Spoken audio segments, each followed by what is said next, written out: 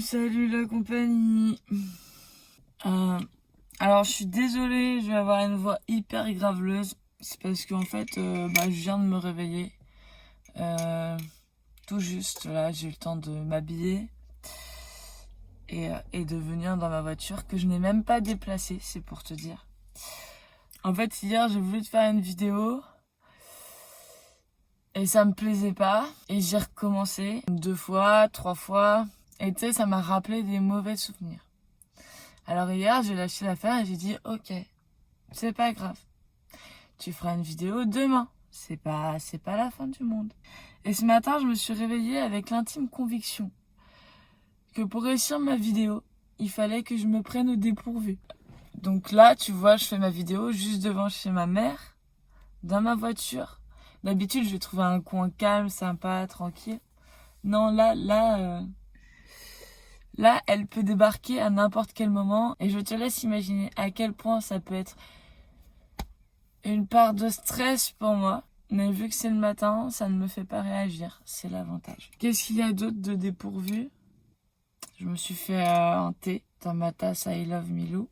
Je me fais jamais de thé. Du coup, ça me surprend. Après, cette petite introduction au décor, hier, je voulais te parler de trucs bien spécifiques. Et là, je me dis, est-ce que je les laisserais pas couler? Ah, c'est chaud. J'aime pas le thé parce que tu te brûles tout le temps quand tu bois du thé. T'as toujours hâte de le boire et c'est jamais le bon moment. Ah, je me suis tellement bien prise au dépourvu que j'ai oublié de prendre un briquet. C'est pas facile le matin. Ça se trouve, et je me suis même pas débarbouillée ou quoi que ce soit. J'ai encore du maquillage d'hier. C'est vrai, j'ai pas été jusqu'au bout pour me prendre bien au dépourvu. J'aurais pu faire ma vidéo en pyjama, sauf que hier, j'ai dormi nue et je pense que mon propos aurait été quelque peu déformé si j'avais fait cette vidéo ce matin en pyjama dans ma voiture. On a fumé une clope quand même. Conseil d'une hypno, le matin, un premier réflexe, fumer, c'est pas une bonne idée. Vraiment, c'est vraiment pas ce qu'il y a à faire. Mais bon, tic-tac, tic-tac, tic-tac. Là, j'ai mis mon allume-cigare. Cet objet est en voie de disparition. Ce truc-là, c'est l'exemple même du poids qu'on nous met sur les épaules pour faire ou ne pas faire ce qui semble bon ou juste d'après notre époque. Et fumer, c'était cool, tu vois, genre, tu fumais, t'avais la classe, tu vois, genre les boys bands dans les groupes ou pas les groupes, dans les films, tu vois, genre c'est pas les boys bands, comment ça s'appelle? Les bad boys. Bonjour, petit enfant qui passe. Ça, c'est pas facile, hein. Le matin, c'est pas facile. Les bad boys dans les films, dans les soirées mondaines, etc. On te amené des clopes sur un plateau, t'imagines? Bonjour monsieur. C'est vraiment dépourvoyant d'avoir des gens qui passent. Moi, ça me dépourvoie. Qu'est-ce que je racontais, putain? Dans les soirées mondaines, dans les bars, les trains, même dans les hôpitaux. J'ai un prof de... c'était quoi déjà? Hygiène et santé, je crois, un truc comme ça. Au lycée, en bac pro, je sais plus comment s'appelait cette matière. Une matière de bon sens, tu vois. Qui te disait, genre, faut pas prendre de drogue. Qui te parlait des maladies du travail, des trucs comme ça. Je sais plus comment ça s'appelait. Si quelqu'un sait comment s'appelle cette matière, mettez-le moi en commentaire parce que là, ça va me... Heureusement qu'on dit qu'on peut communauter sur la... Non. Heureusement qu'on dit qu'on peut compter sur la communauté de Facebook. Mais je suis sur YouTube. Et je suis vraiment pas réveillée en fait. On s'en fout. Pourquoi je tergiverse comme ça? Oui, donc ce prof, quand il était gamin, on fumait même à l'hôpital. Et que quand il allait voir son père à l'hôpital, les médecins, ils pompaient et tout dans l'hôpital. Tu sais, genre dans la salle d'opération, Imhotep. Je pense que la plèvre a été endommagée. Révélateur de fumée. Ah oui, c'est bien ça, c'est la plèvre. Merci la copine. Je sais pas pourquoi, j'imagine un médecin marseillais. Il y avait des allumes-cigares dans les voitures, tu vois. Alors, je sais pas exactement depuis quand les voitures, depuis quand la cigarette. Je sais juste qu'il y avait des allumes-cigares dans les voitures. Aujourd'hui, tu regardes les voitures neuves, il n'y a plus un seul allume-cigare. Déjà, t'as plus le droit de conduire au volant. Non. Déjà, t'as plus le droit de fumer au volant. Cet objet-là a été enlevé, alors que vraiment, c'est plutôt joli comme objet. Moi, j'aime bien. Alors, on nous a enlevé les allumes-cigares pour pas pour pas qu'on atteigne à notre santé pulmonaire. Voilà. Mais par contre, en échange, aujourd'hui, on nous a dit, on vous a enlevé les allumes-cigares, mais on vous donne accès au développement personnel. Vous êtes conscient que nos automobilistes sont de fervents fumeurs. J'entends bien l'importance de l'allume-cigare, monsieur. Et c'est pourquoi... Je vous vois venir avec vos belles promesses, mon cher Dave. Vous êtes un rigolo, vous. Vous voulez me faire croire que vous avez une technique pour faire arrêter les gens de fumer en un claquement de doigts? Non, j'ai mieux que ça. Ah, merci. On va pouvoir être heureux, on va pouvoir arrêter de fumer en un claquement de doigts, on va pouvoir respirer à chaque fois qu'on est énervé, en colère, on va pouvoir jeter nos émotions négatives. Oh là là, merci le développement personnel. Merci tous ces bouquins qui fleurissent dans les librairies et les culturas à gogo. Tous les endroits où tu peux lire des livres, en fait, on s'est dit, on va mettre plein de bouquins de développement personnel. Alors en plus, il y a plein d'auteurs. Je réessaye de boire mon thé. Ce qui fait un peu soif le matin. C'est un thé à la vanille. Ils se sont rendus compte qu'enlever l'allume-cigare n'empêchait pas les gens de fumer. Du coup, ils se sont dit, tiens, on va inventer un autre moyen d'arrêter de fumer. Du coup, c'est comme ça qu'est né le développement perso. On s'est dit, pour commencer, on va arrêter la clope. J'ai vu que vous aviez enlevé les allumes-cigares dans les voitures. Je n'ai pas eu le choix. Encore une fois, les autorités sont venues mettre leur nez là-dedans. L'allume-cigare a définitivement sauté des bagnoles. C'est fini l'époque des bad boys. Impossible. Pas les bad boys. Nous sommes condamnés à arrêter de fumer, c'est comme ça. Je m'en occupe, comptez sur moi. Je compte sur vous, Dave. C'est la dernière étape. Je le sais. J'en fais une affaire personnelle. Du coup, dans ces bouquins, on te fait des tonnes de promesses. Alors, par exemple, comment réussir sa vie en 5 étapes, comment se débarrasser des relations toxiques en seulement 3 jours. Vraiment, t'as de quoi faire, quoi. Oh là là. Au niveau promesses, on est bien. On est bien, mon Tintin. Par contre, on remarque que le développement personnel a des effets secondaires. Un peu comme les patchs de nicotine. Genre, quand t'arrêtes de fumer, tu bouffes.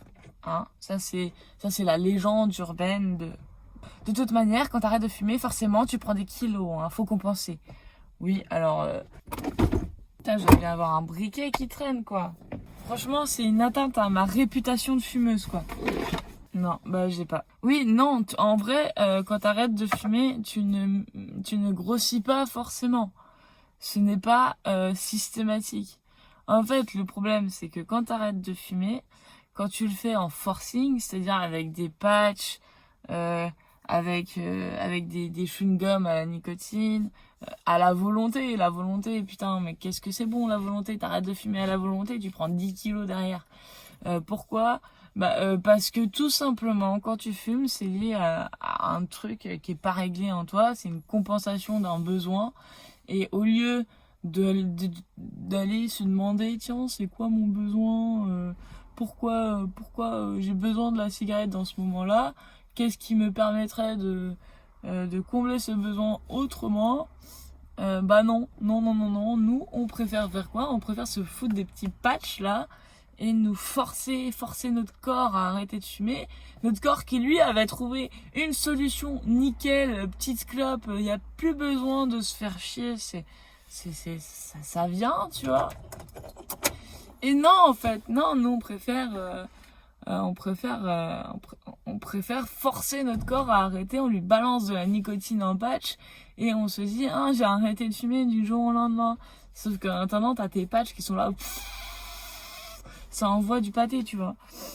Et après, on prend des kilos, bah forcément, parce que vu qu'on force quelque chose en nous à arrêter quelque chose, bah ce truc-là, il se dit, ok, bah si j'arrête ça, je commence quoi?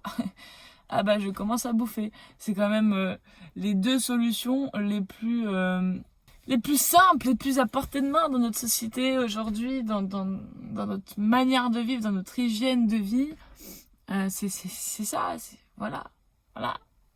C'est le plus simple. Du coup, il se crée une croyance comme quoi quand on arrête de fumer, on grossit. Il y a même des gens qui pensent que s'ils ne grossissent pas après avoir arrêté de fumer, ils se remettent à fumer pour réarrêter et être sûr que cette fois-ci ça soit la bonne parce que ils vont prendre des kilos. Non mais ça va loin, ça va très très loin. Du coup, bah vu qu'il y avait besoin de compenser quelque chose, qu'il y avait besoin de compenser la cigarette, mais je parle de la cigarette, mais ça peut être tout n'importe quoi. Hein.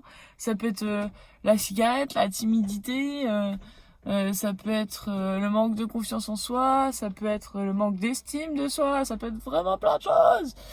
Et tout ça, ça peut faire grossir aussi. Hein. C'est juste genre, y a rien qui se dit quand t'arrêtes d'être timide, eh ben tu prends 10 kilos. Bah ouais, bah non. Parce que quand t'arrêtes d'être timide, tu mets pas un patch. Non. Quand t'arrêtes d'être timide, c'est que tu fais des prises de conscience, c'est que tu travailles sur toi, c'est que, je sais pas, genre tu t'inscris à un club de théâtre pour débloquer des trucs en toi. Et du coup, c'est pas du forcing, tu vois, c'est de l'apprentissage.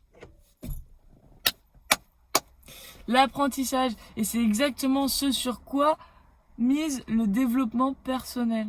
Ouais, sur l'apprentissage. On te dit, genre voilà, t'as un bouquin de développement personnel, t'as tant d'étapes, on va dire t'as 5 étapes, et tu dois suivre cette recette en fait pour arrêter ou commencer quelque chose qui est lié à une promesse, un objectif, un truc qui te touche en tout cas. Faut que je te raconte un truc. J'ai trouvé une combine qui va régler tous nos problèmes. Toi et moi, on est des non-fumeurs maintenant. Le problème, c'est que pour certains ça marche, pour d'autres ça les culpabilise.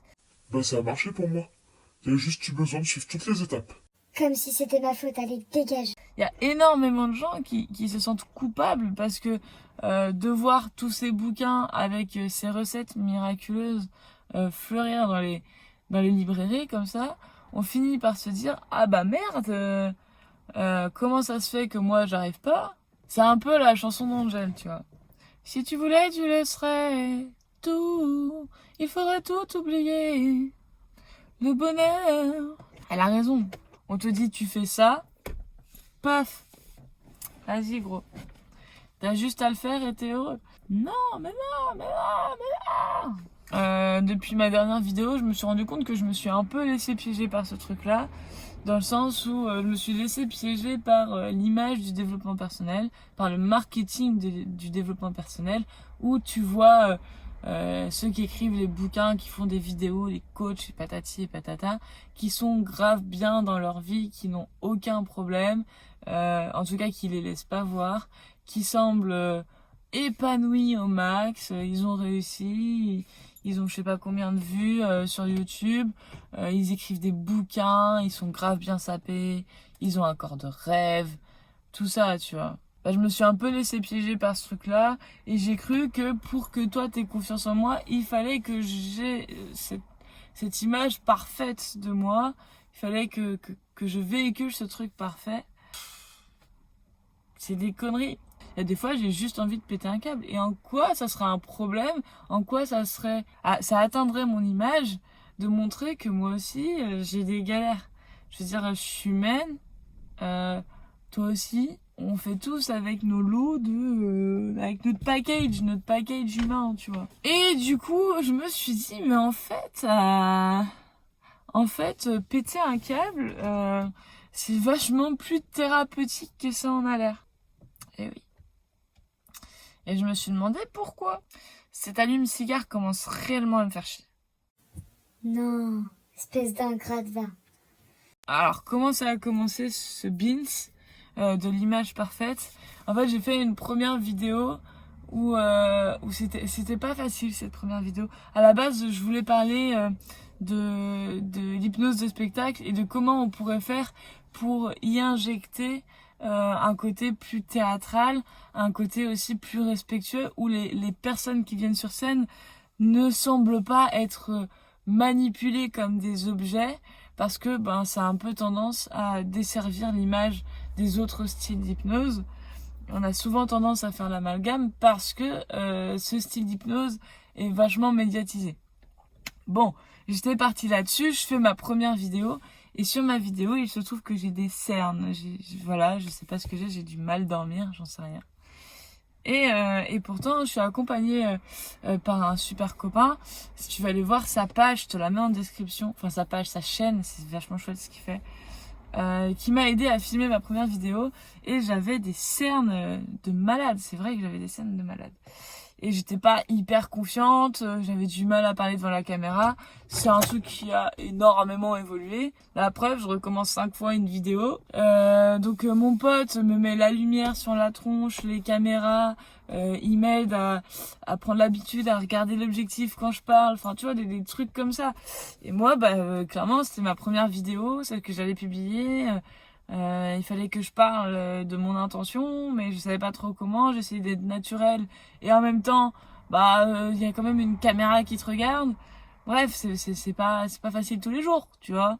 Voilà, c'est un taf. Moi, mon taf, c'est pas ça à la base. Et voilà, je me lance. Et là, mon père, il me dit quoi?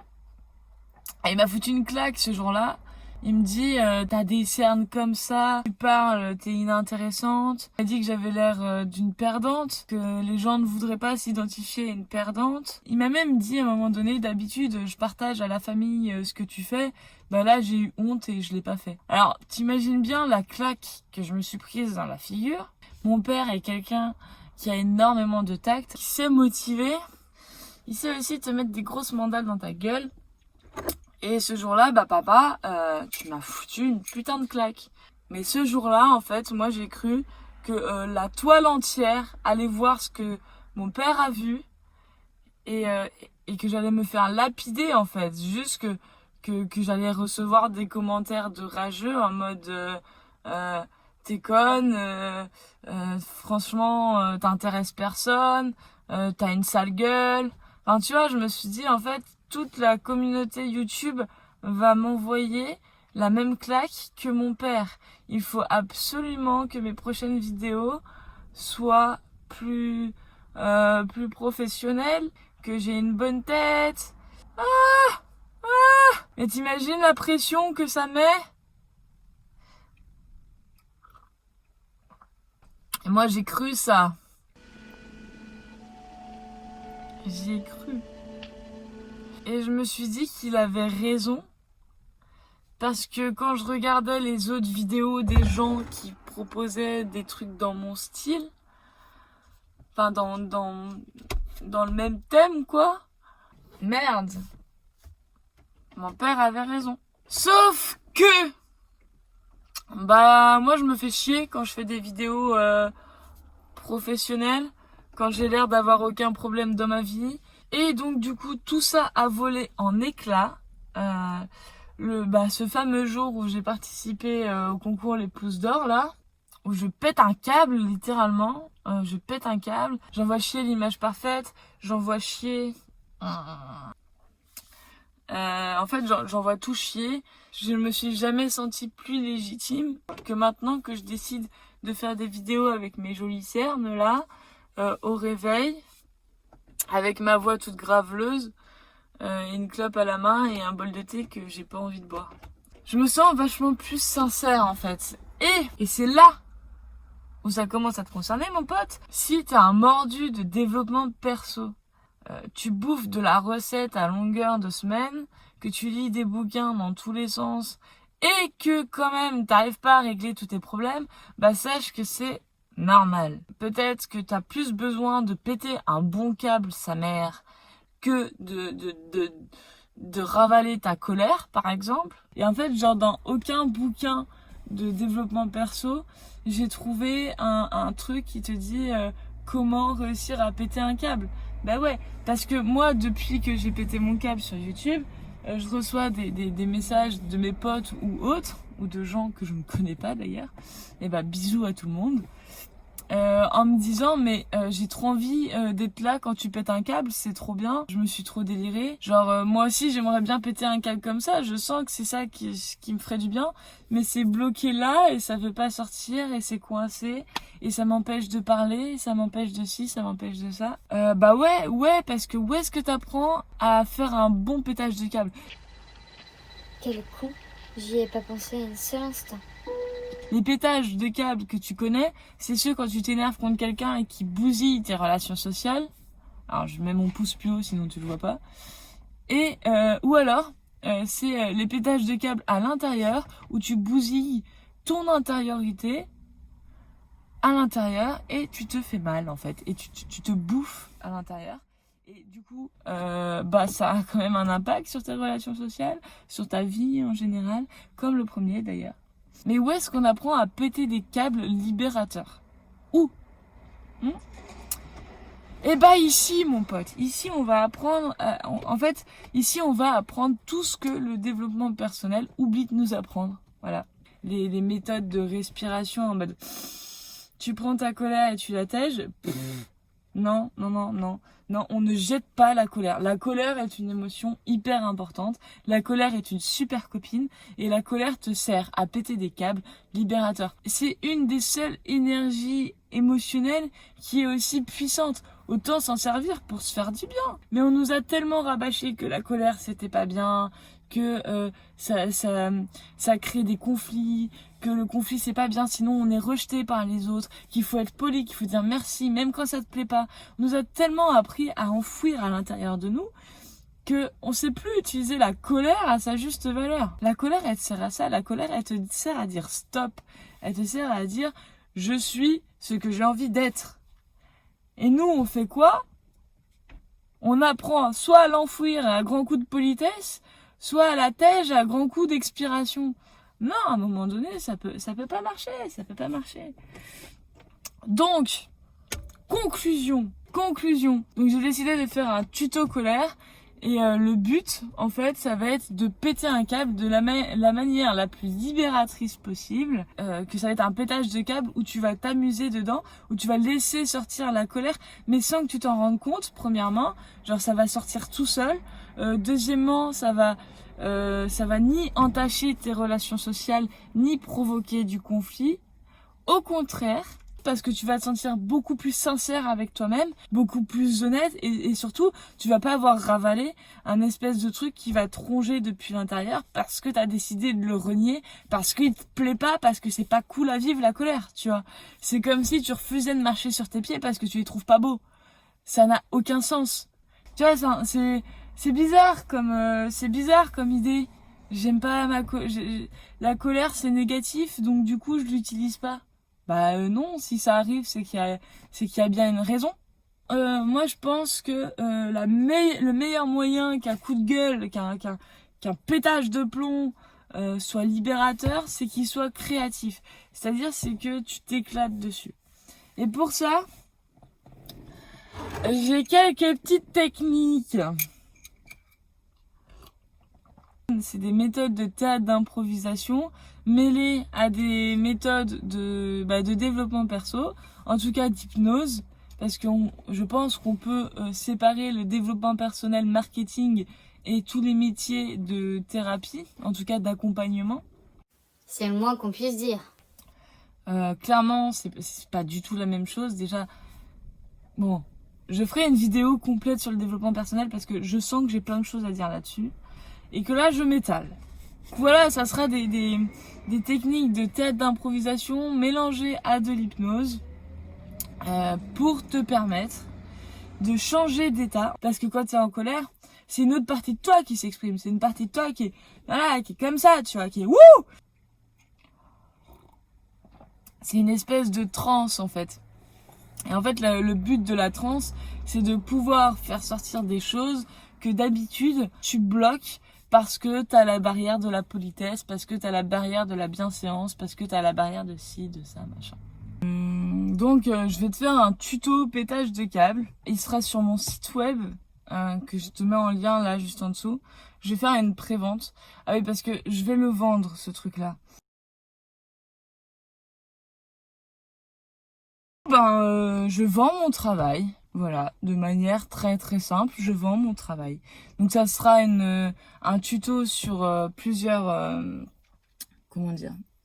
Ça sera un tuto avec plusieurs vidéos où tu auras juste à suivre les étapes et à te les approprier. Alors bien sûr, je t'accompagne dans chaque étape pour te l'approprier, pour qu'elle soit... pour qu'elle taille comme un gant, tu vois, pour qu'elle te scie complètement. Et quand je dis qu'elle te scie complètement, je parle du verbe scier. Genre quand ça te sied bien, tu vois. Et non pas je te scie comme comme un arbre, tu vois. Non, non, non. Donc ça sera en plusieurs modules, tu vois, genre plusieurs vidéos. À chaque étape, je t'explique comment, quelle est la base en fait, quelle est la structure. Et ensuite, je t'accompagne à en faire quelque chose de personnel, à en faire quelque chose pour toi en fait. Il faut que ça soit adapté à toi pour que ton pétage de câble soit au top du top. Et ben moi, c'est mon taf d'accompagner les gens. Alors ça, pour le coup, c'est mon taf. Je fais une pré-vente, c'est-à-dire que tu peux d'ores et déjà acheter mon tuto. Pétage de câble créatif. Tu peux déjà l'acheter en cliquant sur le lien qui est juste en dessous. En sachant que si tu l'achètes avant qu'il sorte, t'as une grosse promo. Alors je sais même pas encore combien je fais la promo, mais tu vas vite le découvrir, ça va être de l'ordre de 70%, un truc comme ça je pense. Super vidéo prise au dépourvu. T'es déçu parce que toi t'aurais bien voulu un tuto pour savoir comment on fait pour être une bombe comme ça au réveil sans passer par la salle de bain. Je te donne 3 tips en 2-2. Tu t'attaches les cheveux, comme ça on voit pas qu'ils sont gras. Tu ouvres grand les yeux, comme ça on voit pas que t'es encore fatigué. La voix, bon, il y a rien à faire, juste tu t'excuses. Et au niveau des fringues, tu cadres de manière à ce que ça ne se voie pas. Voilà. Si tu penses à quelqu'un en voyant cette vidéo qui aurait bien besoin de péter un bon gros câble, c'est peut-être le moment de partager, tu vois. Ça pourrait peut-être te faire des vacances. Sur ce, je te fais des bisous, abonne-toi, aime ma page, partage. Moi, je vais finir mon thé. Bisous.